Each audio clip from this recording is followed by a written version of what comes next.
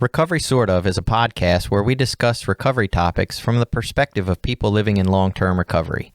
This podcast does not intend to represent the views of any particular group, organization, or fellowship. The attitudes expressed are solely the opinion of its contributors. Be advised, there may be strong language or topics of an adult nature.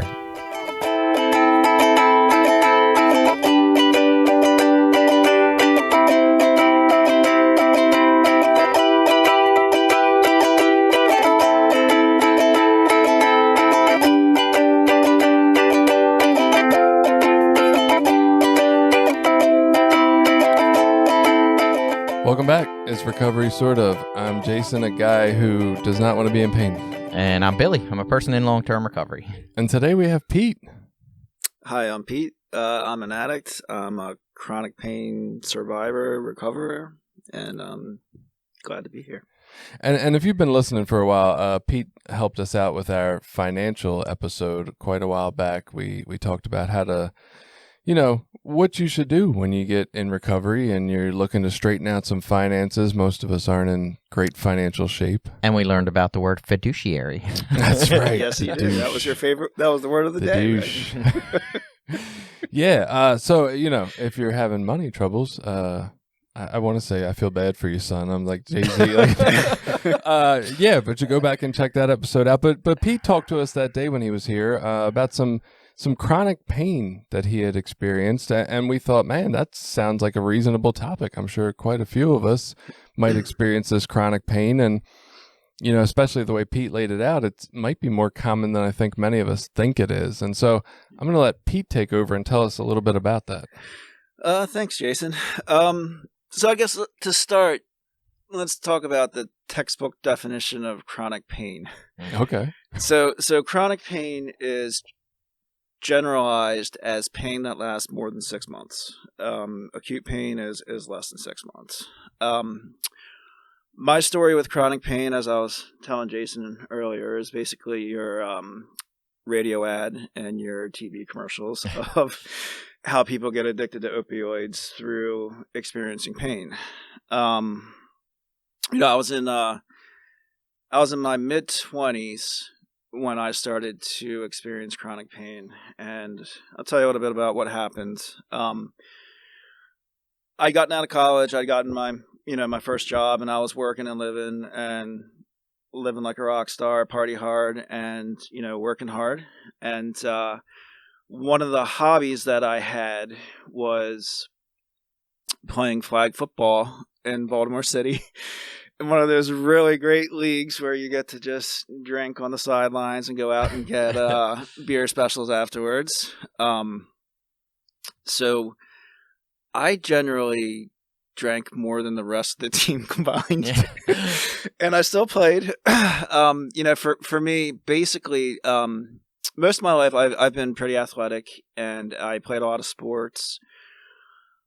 At this time in my life, I didn't realize the changes that were going on in my body. I was probably about 30 to 40 pounds overweight and still playing like I was 15, 16. So one day in a game, I was running down the field, going long, and my hamstrings and my calves went numb, and I was like, oh man, I must have pulled some muscles in my leg or something like that.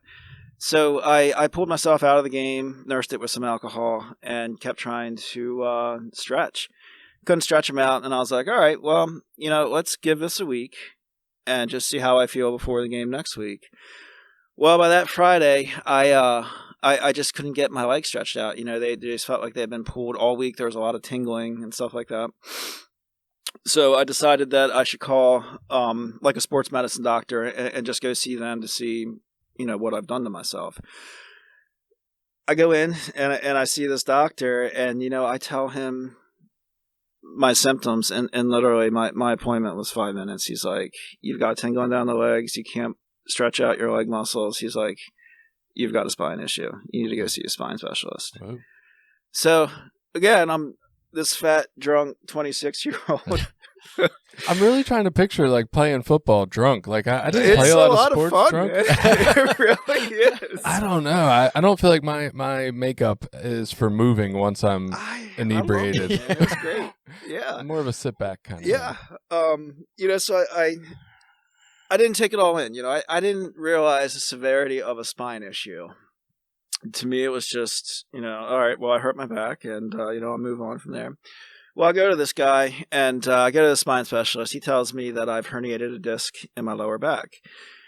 Again, I have no medical knowledge. It didn't mean anything to me. I was like, all right, well, a disc is broken. Okay, whoop-de-doo. So the one that I herniated happened to be the L5S1, and that is the one that is responsible for all of your rotation on both sides of your body. So, turn to the left, turn to the right, it all comes from there. I was like, all right, great. So, I was in a lot of pain at that time, a lot of back pain with it, and I couldn't sit for very long. And he gave me Percocet. He's like, take this for the pain, and you're going to have to do physical therapy. We'll see if physical therapy would help kind of move the herniated portion back to where it needs to be. So what happened was my disc kind of like broke, and there's like chunks of it hanging, and part of it was hanging on the nerve root that's like right outside of your spine. So your spine has these columns, it's got these, your spinal bones in it. The discs are what cushion it, and then there's like all these nerve roots. So my herniation was sitting on my nerve root, and that was causing the burning, that was causing the feelings of numbness and that tingling that was going down my leg. This went on for a very long time. But I learned how to self-medicate with Percocet. And, for me, being the drunk that I was, I enjoyed not really being in my mental state as opposed to being in an altered state. And I found that these Percocets did very well with that. And I got to take them at work to get through my work because they were prescribed by the doctor. Because they were prescribed by a doctor. And that was wonderful, And then I had found too. Were they performance enhancing while you were at work? Absolutely. So there was two great things about Percocet. The first one was it would knock out any hangover that I put on myself. Really? Yes. Who knew? So there you go. Hangover cure. Yes. Who needs that caffeine and Tylenol when you got Percocet, right? So I found that I could get completely shit tanked, and I could clean myself up with a hot shower and some Percocet every morning. And hey, my back hurt too. So now at that point, were you still taking them as prescribed? Or generally, yes. Yeah. And with the hangover days, I was like, well, technically, I'm in pain because I hurt so bad from my hangover. So yeah, it all worked out really well for me. That's why I'm here, right? Yeah, it seemed to go well. So that was my life for quite a while, and I'll just throw in there this job that I had. I found that the mindset of the people there were a lot like mine. Like they liked to party hard. We'd love to go to happy hour. We would take off. We would go to lunch and not come back, and we would just drink all afternoon. And that was always a great day. And that happened more often than you would think at most, like privately held companies. So going back to that money episode, yeah, right. Make sure your fiduciaries aren't at the bar all afternoon. Right. That's right. Yeah. So, for me, like life was still really good. I had this major back issue that I completely ignored. I medicated with it. I was able to drink my face off. And since I was drinking my face off with my coworkers, to me, it didn't matter what I looked like every day coming in, right? So this lasted a while, and then a really cool thing happened. My company decided that they were going to send my department home to work full-time at home. Oh. Yes. So now it really didn't matter what I looked like on a daily basis, right? So, I go through life like this for a while. Back pain kind of persists. It doesn't get better. Physical therapy doesn't really help. I'm not doing anything to help myself outside of going to physical therapy and taking the Percocet. So it just progresses. It progresses and it progresses, and it goes on for probably 3 years. In the midst of those 3 years, I had a very minor surgery where they can go in and they call it a discectomy. So what they did was they went in, they cut me up in the back, and they cut off that herniation that was sitting on the nerve root. That alleviated my pain. I was better. My doctor's like, all right, you can go back to your normal life. So I go back to playing flag football. I go back to drinking on the sidelines, partying afterwards. And within about 3 months, I completely ruined it all. Herniated the shit out of that disc and got into really bad shape. So I started to see a doctor, a spine specialist down in Towson. He's actually world renowned. A friend had recommended him to me. So I go in there. I start seeing his PA, and I get my prescriptions from them. And again, same thing, physical therapy, just do this and we'll try. So I try, and probably about after 2 years of seeing them, they decided that physical therapy wasn't working. Shockingly. Only 2 years. Huh? Who would have known? Wow. And we ended up deciding that a spinal fusion would be the best bet for me. Ooh. So we're going to fuse the L5 and S1 disc, I guess vertebrae together. And again, this is your rotation. This is your movement in your body. This is like the big daddy for your spine and your lower back and back functioning. I was like, okay. They're like, don't worry, we'll take care of you. You'll get all the medications that you need and all this kind of stuff. I was like, okay. So we do it, and my reward in my mind was, well, I'm going to have a boatload of painkillers for this. It's going to be awesome. And while we're waiting for surgery to happen, I'm hobbling through my house. I'm working at home. I can barely make it from my bed to my office, even if I am on my medications. So I'm complaining to my doctor, and he's like, Pete, you don't have to be a hero. He's like, if you need to take more than prescribed, then take more than prescribed. Oh. Well, that was my green light, right? Yeah. Yeah, man. So I'm like, all right, well, I can't make it on what I'm taking, so let's double it, and then let's triple it. And that all worked out very well. Sounds reasonable. Yeah, honestly. I mean, seriously. Why wouldn't you?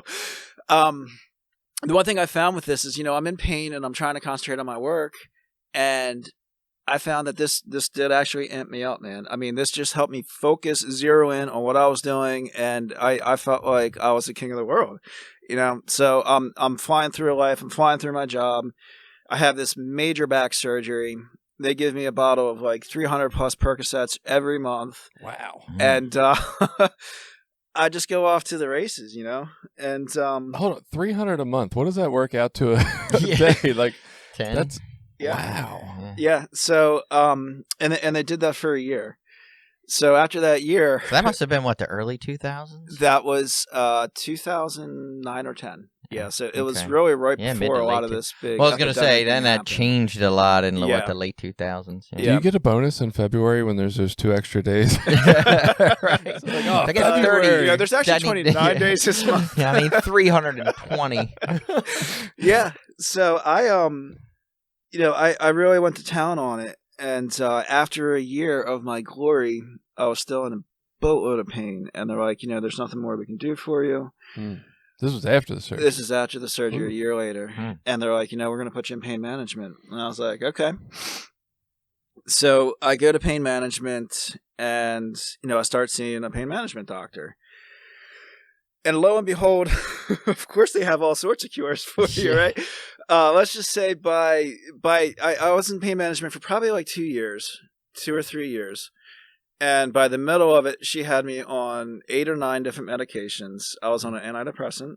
I was on a nerve painkiller. I was on a short-term opioid for my short-term pain. I was on a long-term opioid for, to manage and prevent that pain. I was on some sort of medication that enhances the receptors in your brain so that you can feel the medication better. I was on. You can get higher. Yeah. Did they have short and long-term opioids? Yes. Who Yeah, knew? they do. What's a long-term opioid? Well, How long does that last? Long-term in the sense, let's call it. Okay, so I was on. She kept giving me Percocet, and I'm sorry, that was I kind of misspoke. That was for your breakthrough pain. Yeah, I was going to say I was going to use that term. They call it breakthrough pain. Yeah. That's when the pain is greater than the normal pain, so you Yeah. feel it through the opioids that you're already And on. so long term in this sense is more of a preventative measure. So you just take it every All the day, time. Yeah. all the time, so that hopefully you don't ever feel pain. When does the doctor say, Pete, it'd be cheaper if you just did heroin? Well, that's coming. So, well, can I just real quick? Sure. Did they offer any other solutions besides medications, or was it really just here's medications? That's what we do. Quite honestly, I've been removed from pain management for 11 years now. Things could have completely changed. I don't know. Right. But at that time, it was all medication driven. So we got to a point where I was just miserable. I was in pain. I knew I was addicted to Percocet. I didn't know what that meant. I still, I didn't know what an addict mentality was. So I was like, look, you had told me about this patch that I could wear. I was like, I think it started with like an F or something. And, ooh, the old fentanyl patch. Yeah. And, she's like, and I was like, and that would help like prevent the pain. I was like, can we try that now? She's like, yeah, sure. So aside from the 8 medications I was on, she put me on fentanyl. Nice. And boy, did I like fentanyl! Wow. Yeah. It took probably like a month or two. So with pain management, you go in like once a month. You get all your scripts, you get all your refills, and all that. So it took about a month or two to get the dosage right. And when they did, I was high for 3 straight days. I used to. I remember it. I mean, it's the one I always chased, right? Yeah. So I was driving down the highway to work, and I'm just like, oh yeah. If this is what life is going to be like, life is okay. My only exposure, I was dating a girl and I was starting to get ill, and her aunt was on fentanyl patches, and she gave me one, and then I got locked up. I was like the warmest, happiest locked up dude for 2 days. I came out, I was still well. I'm like, wow, this is great. Yeah. So you know how I felt. Oh, man. yeah. I mean, I was like, okay, if life is going to be like this I can manage. Mm. I can manage this. It's tolerable. Yeah. High as fuck all the time. Yeah. And again, I have a script to feel like this. Right, right. All legal. Yeah, all legal. Doctors. So, obviously, work didn't work out too well. I left that job where I was at home. Things started to not go my way, and like any good addict, I left. So, tried again, and eventually I found a job. I started having some performance issues at work. Specifically, I would sit at a desk and I would pass out. And Is that what you call it when it's from a doctor? It's called nodding out when you're on Right. heroin. yeah, I just passed out. yeah, when I it's would from a pass doctor. out. And so I had to wear collared shirts to work. And what would wake me up is that my neck would be absolutely freezing. And the reason it was freezing is because all the drool was going down the side Oh my and goodness. collecting on the side collar of my shirt. And that is what would wake me up. I had people to the left and to the right of me, and nobody would wake me up. Nobody would not, Wow. hit me, elbow me, or nothing.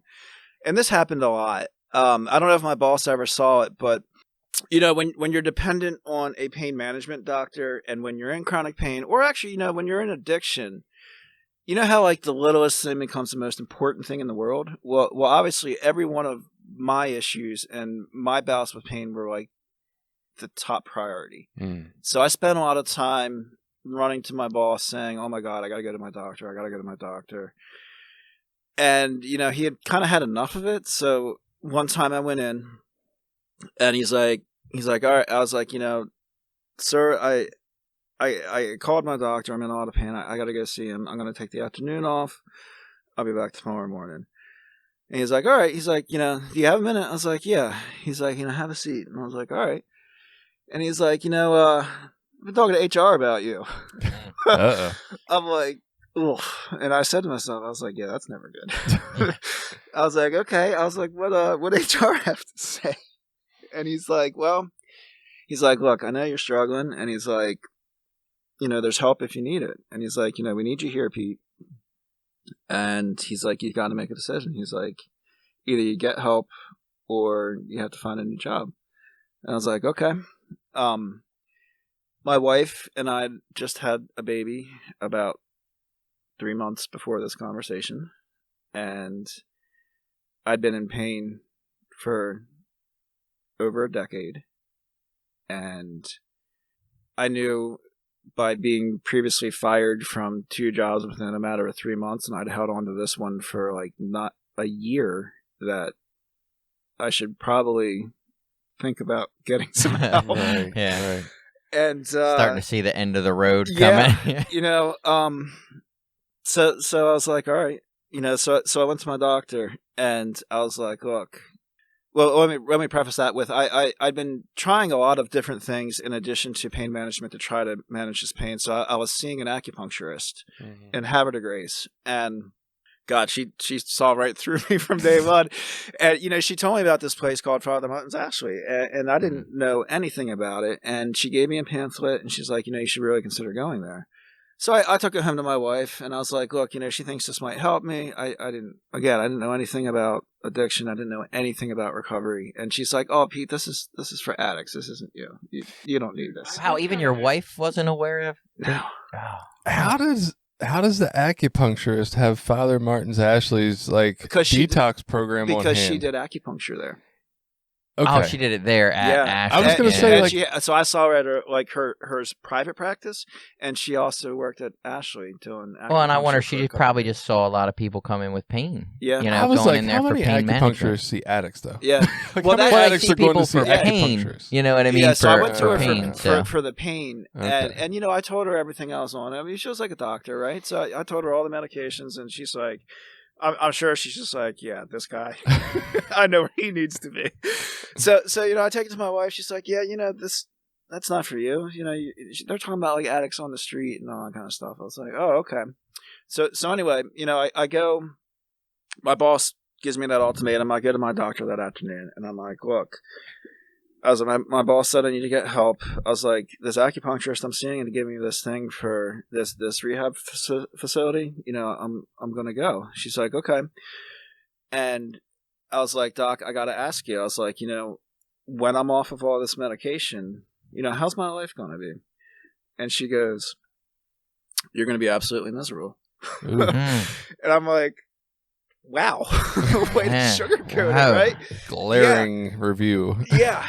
And you know, but I didn't have a choice, and I knew in my heart that, you know, this was it for me. So I made arrangements, and I went to a pain recovery program. And yeah, they specifically have a pain management program at this particular rehab. Not all rehabs have that. Yeah, but I would imagine most probably don't. Yeah, but they have, and I don't know about that much about it, but I've heard it's pretty good. Yeah. So I went through the early days of this pain recovery program, and you know, for me it was good. They helped me get off of everything that I needed to get off of. They taught me about diet and nutrition and physical therapy, meditation, you know, all these different things to help manage your chronic pain and do different things with it, and try to get past the dark days and move on to the next day. So one of the big things that I took away from that program, it's a mental state. All right. So as I kind of alluded to, you know, when us as addicts, when we're in that using state and everything is just the top focus, and you obsess about it, and it's you know, you're making mountains out of molehills, you know, I think we say. So yeah, there's this mental aspect called cognitive behavioral therapy, and it's all about how you frame in your mind, you know, what is going on and what you're feeling at that time. So a big thing for me was to say, okay, yeah, you know, I'm in pain today. I'm not feeling great. I have a bad attitude, but it's just today. Tomorrow's a new day. You know, the sun is shining, and just take a step back and think about tomorrow instead. And just say, you know, just tell yourself, this is temporary. It will pass, and I will move on. So it's the opposite of Eckhart Tolle, Power of Now. Yeah. I was going to say that's the anti-mindfulness. Yeah, right? it is. I'll live in tomorrow.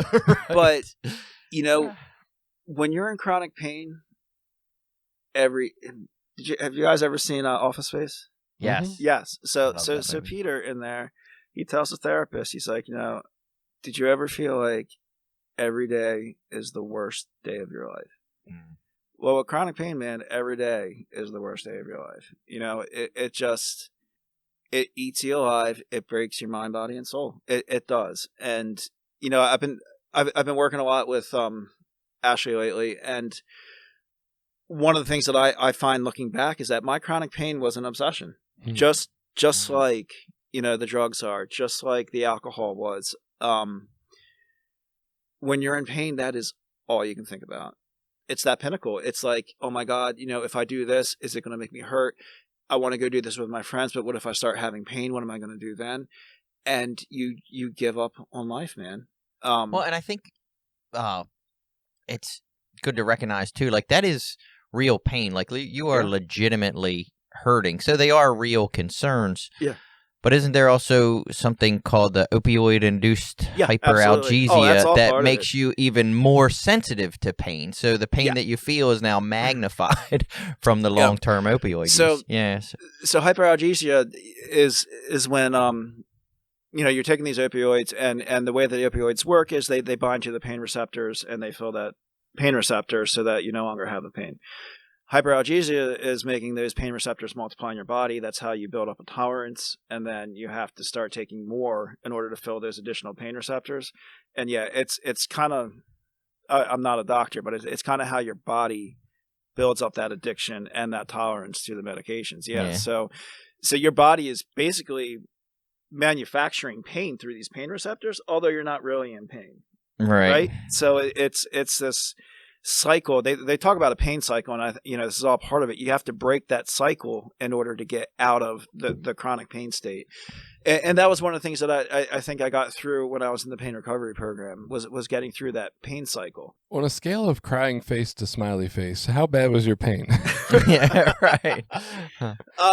So before I went in, it was definitely the crying face, right? I tell this a lot when I talk about my story. I work down in the Inner Harbor, so every day at lunch I would go out and I would take a walk around the harbor. When I was using, and I was very close to the end for me, I would take a walk at lunchtime. I would call my wife in tears saying, I can't do it. I can't make it through the day. I've got to come home and just get some sleep. And she powered me up, man. She's like, you got a kid. You got to stay there. You got to get through the day. It's only 3 or 4 more hours. You got to push through. And I mean, she pushed me through every single day for months on end. And, that was crying face. Okay. I got out of, I got out of the pain recovery program. I got the tools that I needed, and I was probably like a straight across face, My pain wasn't completely cured. It's not a cure for it, but I had tools to manage it. But I didn't implement those tools when I got out. Okay. So the people that knew me when I first came to NA, they knew that you could see it on my face. You could see I was still in a lot of pain. I couldn't sit through a meeting for an entire hour in a folding chair. I'd always get up. I'd go stand against the wall. I'd walk around and kind of stretch out. And I was living, but I wasn't living life. I want to live life after 13 years of this crap, right? So, I decided one day. Let's go take a step back. So a friend of mine asked me to be in his bachelor party, and I was like, yeah, sure. So, I was one of his groomsmen, and we went, I don't know, we were hanging out like before the wedding or something. I think we went to get lunch, and my friend was like, yeah, I get up every day and I go to the gym before work. Well, my friend was a plumber, and he would get up. I knew that he got up early to work, and he did the manual digging and like a real manual labor job. And I'm like, damn, if he can get up and go to the gym before he goes and does that all day long, there's absolutely no reason I can't go to the gym and like swim some laps before I go sit at a desk all day. Right. So that changed my entire life, man. I decided I'd start doing that. So, I guess it was probably like 3 days a week. I started just swimming some laps before going to work every day. I'd stop by the gym at like 5:30, 6 in the morning, swim for about a half hour, 45 minutes, and then shower and go on my way. And I started to feel a little better. I got those endorphins running pretty much every day, and that would really change my mood and my mindset and my spirit, and really just kind of wash away some of that pain that I was feeling still. And I just found the more that I did it, the more I felt that way, and I started realizing that, you know what, I'd get real sore at night and I get real tired, and I'm like, you know what, that's fine, because at least I have like this half a day where the endorphins are going, and I feel normal again. Okay. So I was like, okay. So I started doing this, and I kept doing it.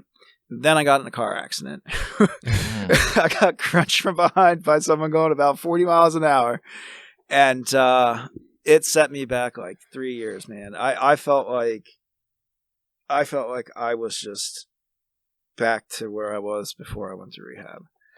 And what if you had a lunchtime swim too? Yeah. Well, like not a twice a day swim. Yeah. Do we need a 12-step swimming program? You know, I'm telling you, man, you should have one. It's great for everybody, addicts and no addicts. It doesn't matter.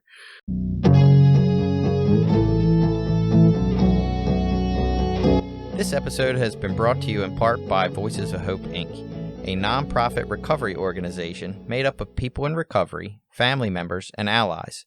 Together, members strive to protect the dignity of those that use drugs and those in recovery by advocating for treatment, harm reduction and support resources, and mentoring.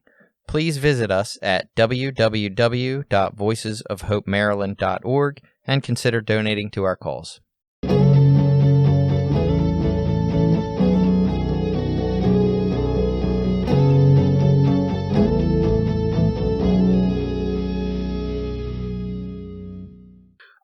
You know, so I got in this car accident, and I was in really bad shape. So my friend, another friend of mine's a physical therapist. I had him check me out. When after the car accident, did they put you back on opioids? Were you back on the medications? No, I refused opioids. I also, I was able to actually walk away from the accident with a lot of pain, but I'd been in pain for 13 years, and I'm like, look, I know this pain. This is nothing. Right. You know? But the pain got as bad as before rehab. Yeah, but the pain did. And it started like, you know, instead of me not having like good mornings, stuff like that, it was kind of like I wake up feeling like I got hit by a truck, all that kind of stuff all over again. But, you know, I had my physical therapist friend check me out, and he's like, all right, it feels like it's all just pretty much muscular. So he's like, I don't think you have any structural damage. He's like, you should see your doctor, get an x-ray, make sure. I did that. I was fine. But what he did do is he referred me to one of his coworkers that specialized in spines. And man, I went to see her for like 2 years. And so I learned a lot while I was there. You know, like if you think about having a major back surgery, what they do is they cut through your back, right? So you have all these little muscles, you have all these nerves, you have all this stuff in your back. And I had surgery when I was 29, so that means that I had 29 years to grow. I had 29 years of working those muscles, having my body work correctly. Everything was in place and all that kind of stuff. Well, they cut through you. They cut all that to shit, man. You know? Mm-hmm. And afterwards, I healed, but I didn't heal. And none of that crap worked. So, you know, you go swimming, and yeah, I felt better. But like my hips would hurt, I'd get these pains in my lower back, and I'm like, all right, well, I did that to myself, and it's going to take time because I've got to strengthen it. Well, the problem is not all my muscles were firing throughout all my body anymore because of that surgery. So she spent 2 years working on all these little muscles, getting everything to fire again, and getting my body working again, and my body working like a normal body. And that is what saved me, man. I came out of there. And I was like, you know, my friend asked me to do this swim team with him. What do you think? She's like, yeah, go for it. So I did. And, dude, I go and do like this adult swim team 3 days a week. I lift weights like 1 to 2 days a week. During the pandemic, I bought a road bike, and I was biking up to like 40 miles at a time. I even started running on a treadmill for the first time in 20 years. Yeah. And do you have those crazy freaky calves of those guys who no, ride bikes that I don't have. I want them though, right? They look ridiculous. I'm like, what? But by doing physical therapy, swimming, which was, that was my threshold. Swimming is what cured me. It's not a cure for everybody. I realize that. But doing that exercise, strengthening, what swimming does do is it strengthens every muscle in your body. It works on your core. It works on your lower back muscles. It works on those hip muscles, your hip flexors, everything. It strengthens them, at least. So I got a lot of strength back. I lost the 30, 40 pounds. I started to, what I call, pound my body with antioxidants. Because I was obsessed with it in the sense that, hey, antioxidants should help, clean out some of the crap in your body. And, I probably wouldn't have as much inflammation, and I probably feel better. A lot of inflammation. And I do. Can you imagine coming in to get off heroin and somebody's like, bro, it's blueberries. Yeah. You gotta take lots of blueberries. Blueberries Don't forget the every day. blackberries.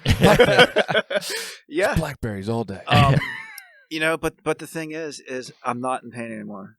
And it took me 13 years. And it took a boatload of self-induced physical pain from doing swim team and knowing that, telling myself, look, I could either be in pain for no apparent reason aside from the chronic pain, or I could do something that I know is going to help my body and help me feel better and cause some pain that I know that I caused, that's going to get better over time. And again, that's all that framing. That's that behavioral cognitive therapy, like to not give up, to not give in to the pain of it and look to the other side. And that's what I did. That's what I've been doing for like 3 years. And today, no more pain, Wow. Every new person I meet in a meeting, I'm going to be like, my buddy says swimming in blackberries, bro. Just swimming in blackberries. Swimming blackberries, blueberries, don't forget raspberries, And you strawberries. Something there about like the pain, and I guess I always call it good pain and bad pain. So like my wife and I, we both exercise, and like certain days I'll come out and I'll be like, oh, I'm kind of sore today, or I hit it pretty good yesterday, I'm kind of sore. And she will say to me sometimes like, oh, that's not good. I'm like, well, there's a difference between, like, I know when I've physically exerted a lot of energy and I'm like, that's part of the growth process. I think it's important that we get in touch with our bodies to know the difference. Like, I don't think a lot of people recognize that there's a difference. I think I mean, a lot of people, they feel pain, it's like a fear factor, so they get that upset attitude, they start focusing on it. And for my experience of being that way for so incredibly long on a daily basis, I'm able to say, no, I'm not going to do that. I'm going to look past that today. Mm-hmm.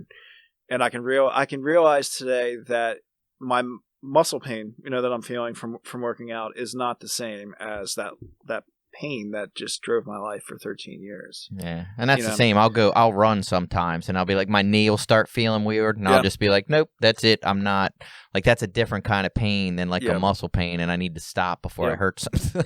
But it's taken practice to get to know the difference. You've got to experience it multiple times.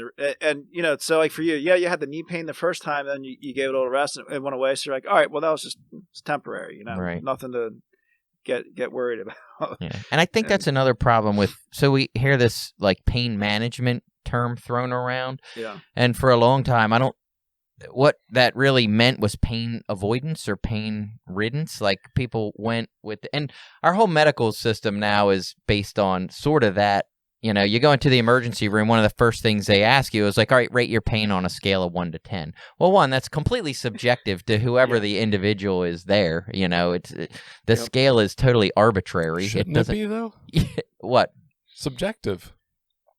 Well, not necessarily. I mean, if you break your leg, you are going to experience pain. You know what I mean? Yeah. And if I break my leg and you break your leg and I go in and say, well, my pain's like a 6 and you say your pain's a 10, do we really want to treat them different? I would think so.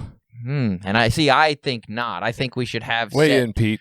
treatments for these things. I mean, if I can't tolerate the pain the way you can, like, I get it. You can call me a sissy, but... Well, it's not about being a sissy. It's that I think there's an expectation that we're not supposed to feel discomfort or pain. And we perpetuate that idea in people's minds, and then they think, oh, my knee hurts, I need something to fix it. Yeah, I mean, pain is... It's a basic reaction. It's built into every single kind of animal that's out there, right? So, Except in freak cases, by the way. Yeah, right. Disclaimer.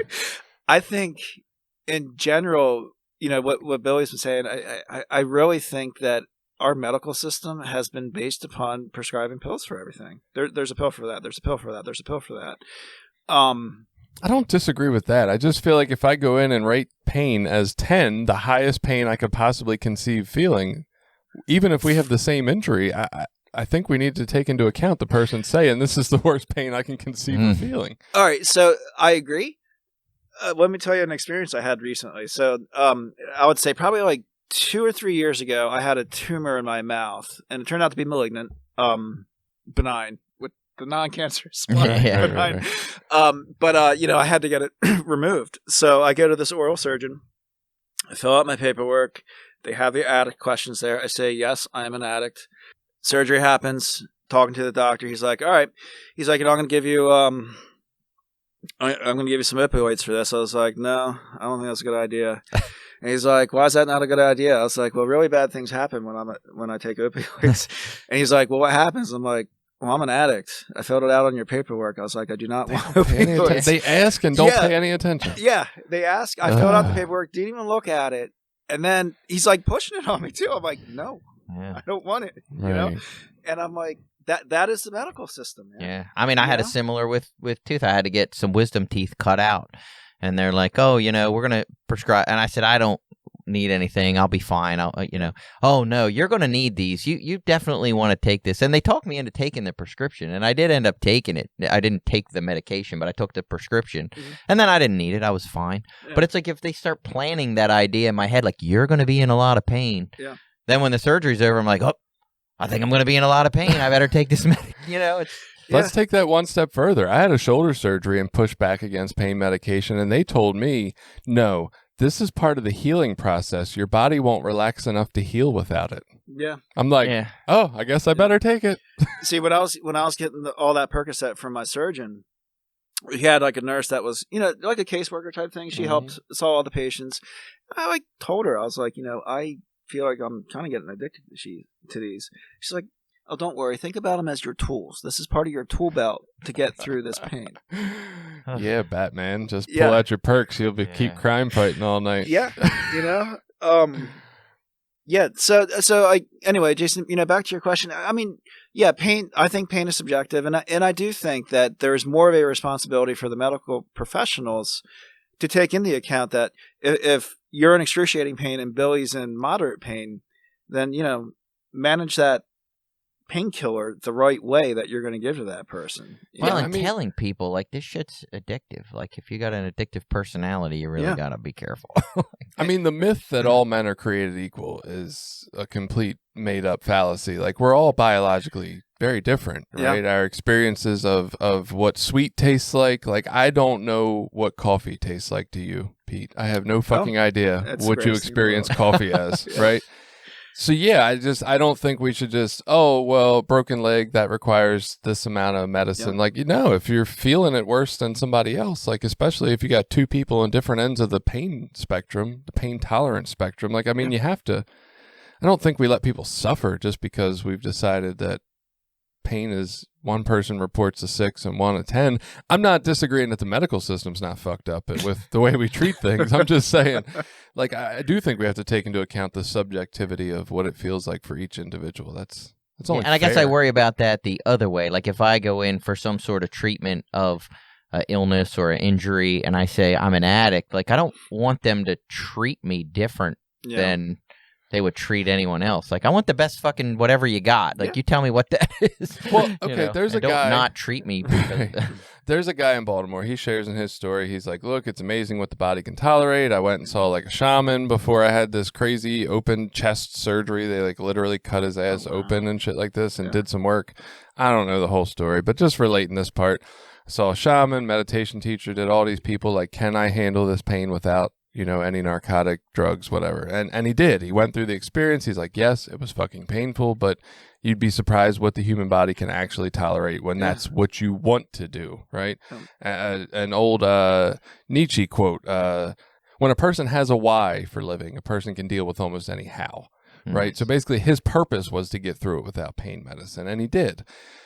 But you got two different people who look at that, right? One person's like, oh my God, that's so admirable. I want to do that too. And then there's the other person that's like, yeah, that sounds fucking crazy, like a martyr. I don't want to go through that. And I've had experience without surgeries in recovery where I've taken pain medication. I mean, my problem is, as an addict, like, my personal experience was I took it for like a day or two because I had some pins put in my thumb, and, like a day or two in, I'm like, I think I'm feeling some pain now. I think it's time to get another pill, and I probably should take 2. Like, I caught myself thinking that way. Yeah, but don't you question now? I probably could have made it without that.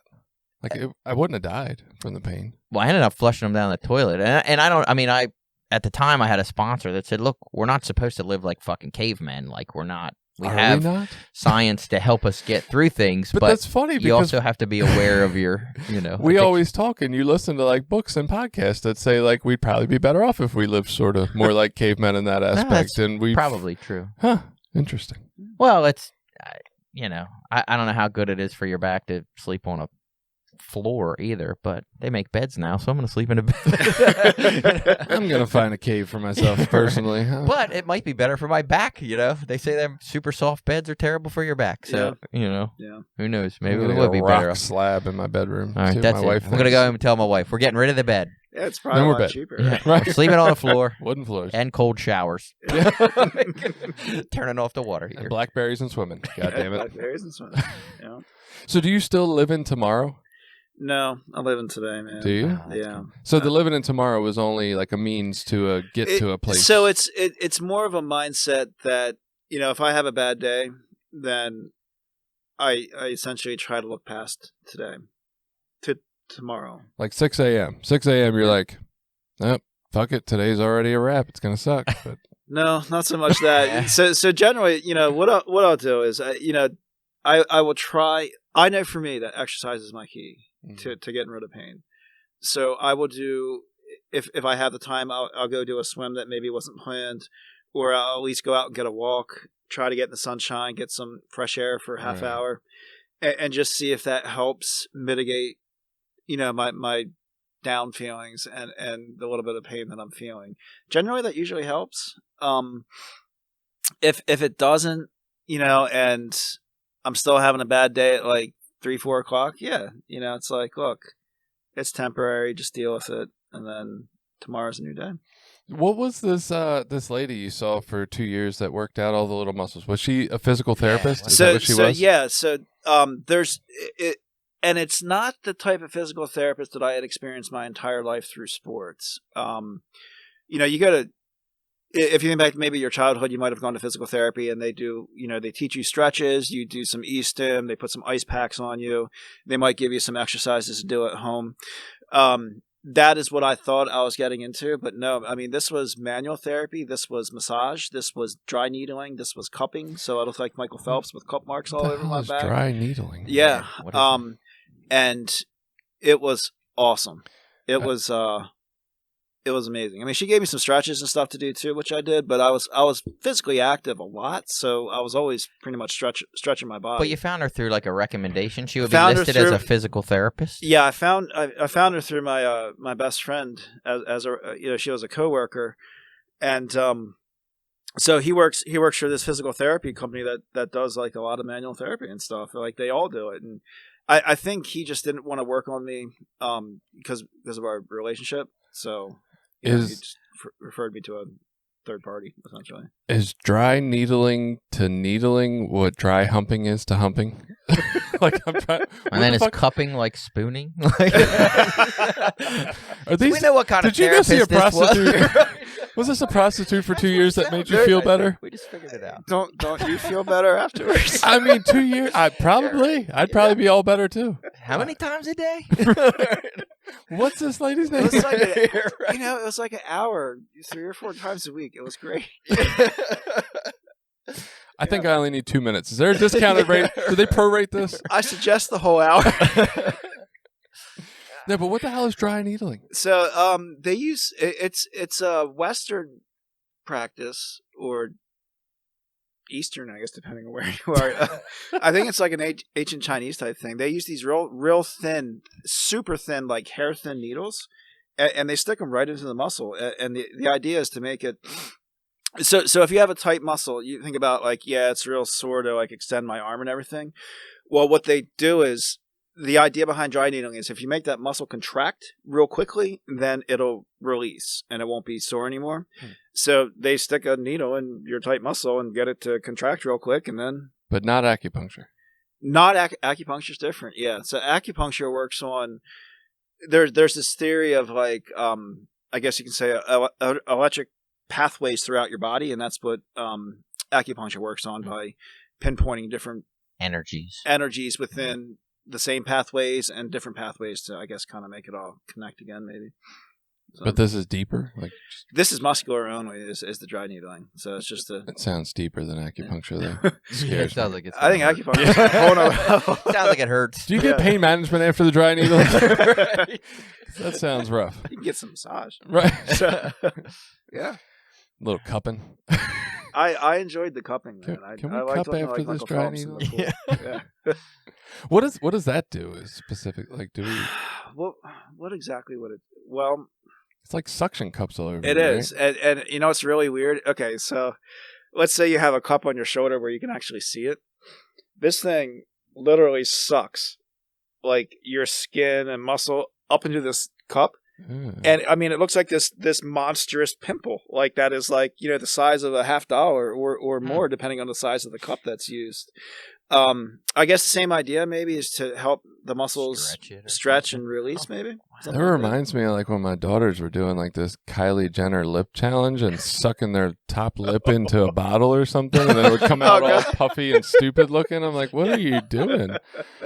You're dumb. Huh. Well, yeah, I mean, I've known a few people in recovery that have had back issues, you know, since they were clean. And I hate to say this, but almost every story sounds so similar to yours. It's like it starts with some minor surgery and that doesn't help. And then it goes to like major surgery and that doesn't help. And then they're still in this chronic pain and they want to be prescribed pain medications. And that's been one of my biggest fears as I get a little bit older, you know, start approaching 50. I'm like, man, I hope my back doesn't start hurting. Cause I mean, I'm telling you, so like, any sort, you know, it doesn't have to be swimming. Like for me, I swam.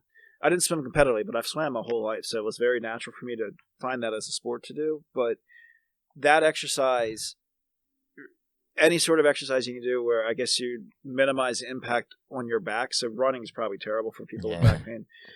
It is going to help you feel better. You're going to build strength, and you're going to work those muscles and build core strength, which is probably one of the reasons why you're having back pain anyway is, you know, something's off with your core, or like your lower back is not as strong as your core in the front and they're pulling on each other, all that kind of thing. So no bull riding? Yeah. Well, wrestling. I can see bull riding really stretching you out. You know, there might be a little bit of impact there, but yeah. Okay. So you're really into like the humping type motions, right? I guess, yeah, there's something about that riding. I do have some back pain, but I also have, you know, we talked about emotional pain, depression, like this discontent, dis-ease with life. Yeah. Say I'm like, you know what, fuck it, I'm all in. Pete's right. I'm doing this thing. I go see this lady. I get my cup in, my dry needle in. I go swimming. I'm doing the blackberries. How long till I feel better? All right, so that's a really good question. Let's first talk about diet. All right, so you know, as I said, I didn't do anything that was recommended when I came out of recovery. I ballooned back up. I was a fat bastard. I loved my cheesesteaks. You know, I didn't have any beer with them, but I ate terribly, and I put all that weight back on too, man. You know, what I have found is when I decided that I needed to just clean up my diet, you know, go salads, chicken, all natural, not necessarily paleo, but really, you know, cut out a lot of the manufactured crap that's out there. What I found was it was at least 6 months, and the reason for that, and I think that's why people fail on dieting, is because they want a quick fix, and after they're like, oh my god, I've given this like 3 months, and you know, nothing's really happened. My belief is, you've probably heard your body reproduces its cells all the time, and it's, you know, every day you're getting new cells in your body and other cells are dying. Well, when you start putting these good things into your body and eliminating the crap, you still have all that crap in your body. right? Until all those cells are cleaned out, until your body is like 100% refreshed, like you still have, your cells are still holding on to all the processed crap in the world that you can't create energy out of, you can't do anything with, and they probably cause that inflammation that I'm attacking with my antioxidants, right? So my belief and my experience was that it definitely took like 6 months, and I could see physical changes in my body, from doing the swimming. I could see that my upper body was getting bigger. My weight didn't change at all, and that was very, very depressing. But I dropped, like, I literally went through 3 different wardrobes of clothes in a year and a half. Wow. So I went from like a 38 down to a 32, but it took a year and a half. And for me to really start feeling better, it took like 6 months. But again, it's back to that CBT. It's back to telling yourself, I'm doing the right thing. It's going to take time. It will pay off in the end. I'll feel good in 6 months. Yeah. Well, and after 13 years on pain meds, you figure 6 months. But think about it. So you're going through a rough patch. You could wake up every day and do nothing to help yourself get through that rough patch, and you could feel the same. Or you could do things that are good for a body, that are good for your mind and good for your soul, and you could feel better. Or you may not feel better today, but you can say, if I keep doing this, I know that I'm doing the right thing for myself, and I feel better in the long run. And that long run could be different for everybody. For me, with all the pain that I induced with all the swimming and everything, and it definitely took me like 2 years, but I just kept at it. And I'm like, 2 years of self-induced pain versus 13 years of chronic pain, I'll take it. Are you still married to the same lady that told you didn't need Ashley's? I am. Do you ever bring that up every once in a while? Man, how wrong were you? I don't know if I could take your advice is suspect. You didn't even know I was on an addict really for 13 get this years. refrigerator. Well, you remember when you wanted me to not go to Ashley? Yeah, I don't think we're going to go with your refrigerator pick. I am. And you know what? She's a godsend. Yeah, I was going to say, she sounds like an amazing woman. She put up with so much unbelievable, stupid, drunken crap, and then years of me being just miserable and in pain and probably completely intolerable from anyone else that had to be around. We should almost have her on. I know, right? Get her side of this story. She her chronic pain. Yeah, she's probably still recovering from it all. From the 2 decades of hell I put her through. Well, and really, like I guess for me, what I've experienced at times as I've changed somewhat for the healthier is there's almost a backlash to it, right? Like I'm like, she could tolerate Pete when he was a self-described angry, drunk, fat bastard or whatever, but now like this guy who's like eating healthy and swimming, and he's got to be like, who the fuck, like, stranger, get out of my house. He's obnoxious. Right. Who the fuck does this healthy guy think he is? God damn it. Where's that asshole I married? Right. He was nice every once in a while. Yeah. What thoughts do you give people? Like, who might want to explore this route? Like, is this like fibromyalgia? Is this lower back pain? So this is, for my experience, definitely back pain. I think that if you have pain in general, I know I've been harping on exercise, but that's my experience, and to me that is my cure. But I think that if you can find anything that basically distracts you from your chronic pain, even for a little while, then that is something that you can pursue and use as a tool.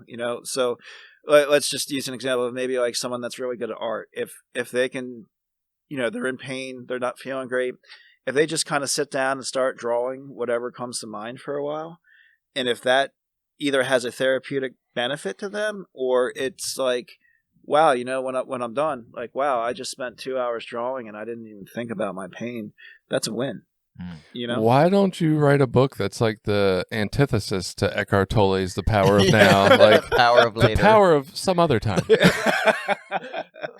power a of better tomorrow. future. A better future. Yeah.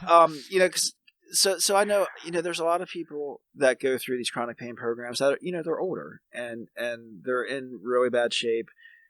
They're 75. They're not going to wake up and swim for an hour and a half on a swim team. 3 days a week at 4:45 in the morning. Yeah. You know, that's not anything they don't have any interest in doing. But if they have a sedentary lifestyle and they have for years, where, you know, my mom, for example, she watches TV all night, every night for like 5 hours. Like, you know, you're feeling bad, get up and take a walk, and just do a walk daily. Get that fresh air. I know that there is science out there that says if you get outside for like even 15 minutes a day and get daylight, that can change your entire outlook for your day in that 15 minutes. And I've experienced that walking around the harbor, you know. That's why I do it every day, because I'm miserable at my job. And I'm like, well, let me go power up for the afternoon. You know? Get your shot of vitamin D. Yeah, and you know, but honestly, it works. And getting the endorphins, they counteract the pain. They really do. So, I don't know how much 75-year-olds want to project themselves into the future. That might not, you know, I mean, the pain will end, but if I bleak. make it to tomorrow, it could be a better day. Right. But yeah, I mean, basically, you know, find whatever it is that you love, and just try doing that to see if it takes you away from yourself and your pain for a bit. You know, yeah, I realize I'm encouraging to step outside of yourself. Yeah, it sounds a little counterintuitive, but you know what? Like, if pain is your obsession, yeah, it's healthy breaking to do that. so. Yeah. Yeah. All right. So if you're out there, stay out of pain. Go somewhere else in time. Do your blackberries and your swimming. And I don't know. I think this is a valuable thing. You know, the real key thing I think that I get out of this is like, there's changes we can make. There's things we can do. We can at least try. Like there's other options out there. It doesn't just mean you're stuck to a life of pain pills and you know, misery. Chronic misery. Yeah. All right. Stay safe out there.